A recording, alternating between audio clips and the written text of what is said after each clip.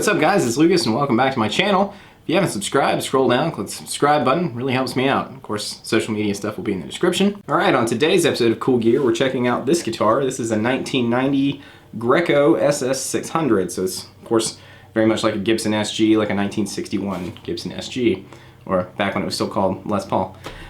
Before Les said, "Get my name off that devil guitar." This is a very cool guitar sent to me by a friend named Johnny in Michigan, so thank you, Johnny, for sending me this to check out. This guitar has had some bumps and bruises along the way. It's had some modifications done, some by Johnny, some by I think probably some people before he got the guitar.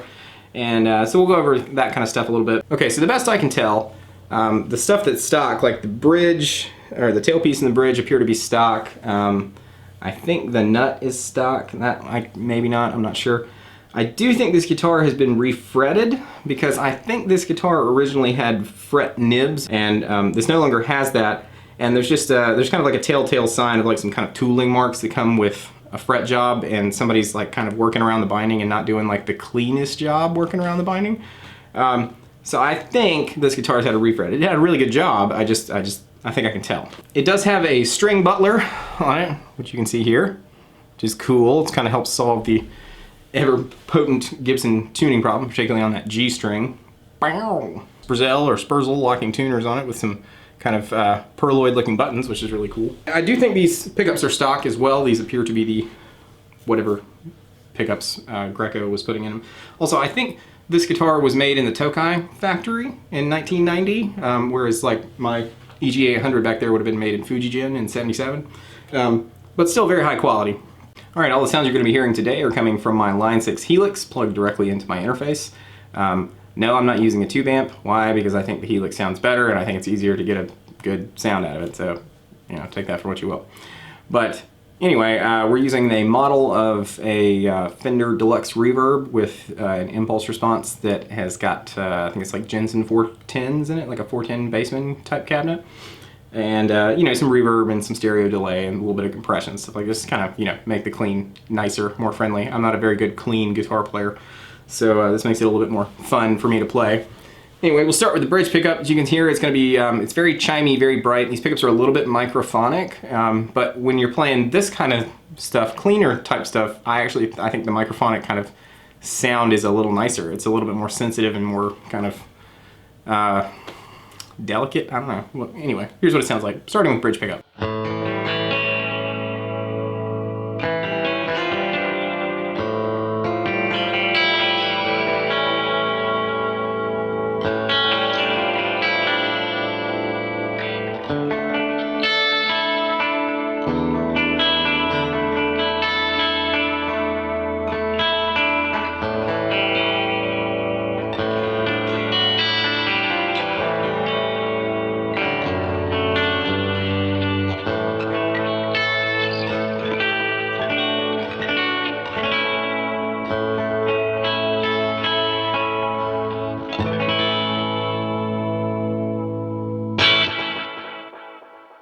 All right, here's our middle position, both pickups together.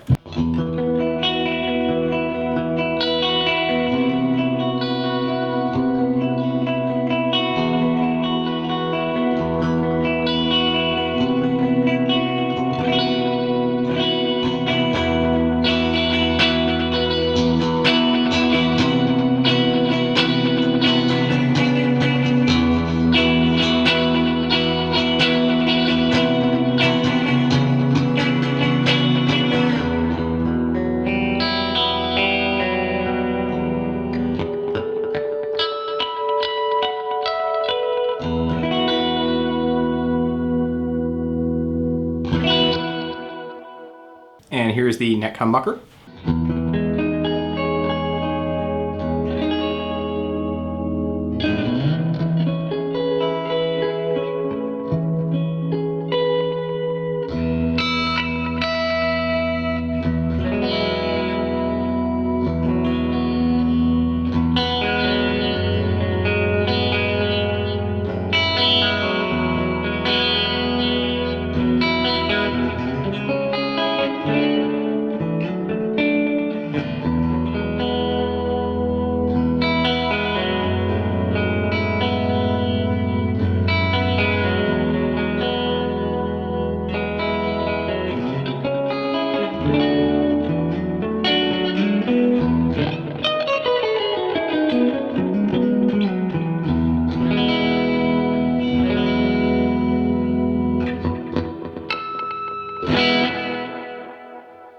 All right, now we switched over to a high watt amp model. This is going to be kind of a classic rock amount of distortion, a little bit of grit happening, and we're now using an impulse response of 412 Marshall 412 basket weave with greenbacks in it, and that sounds like this, starting with our bridge pickup.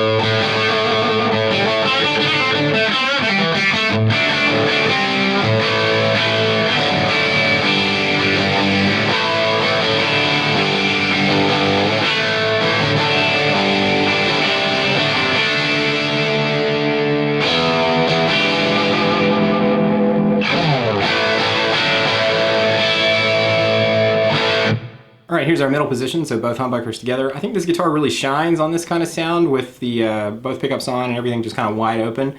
It's real chimey and pleasant sounding, and it's not a sound that I would traditionally associate with like a Gibson type sound. I think it's something that only special Gibsons have. And so this, it's a pretty cool sound. So that sounds like this.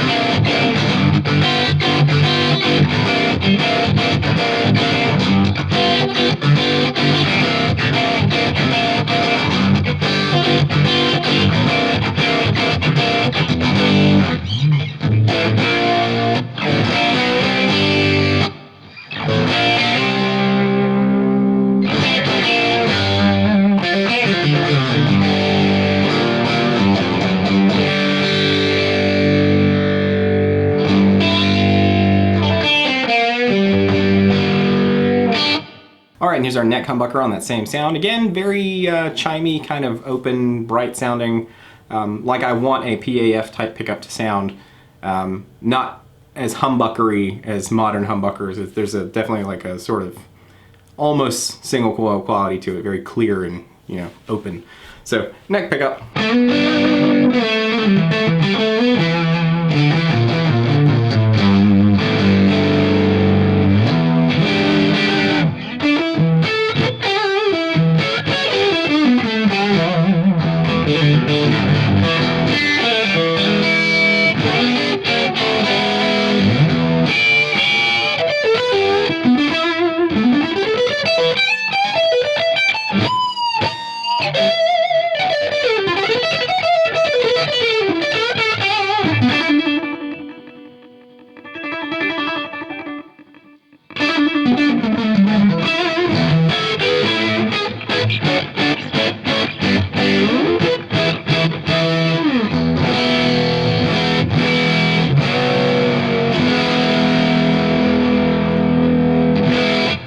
All right, here's kind of that same high watt amp sound, same cabinet and everything, but I've added a tube screamer and some delay, some stereo delay to kind of give you like a singing lead sound, and we'll just kind of play with some different sounds and the pickups and tone controls and stuff. But we'll start with the bridge pickup wide open and then flip around.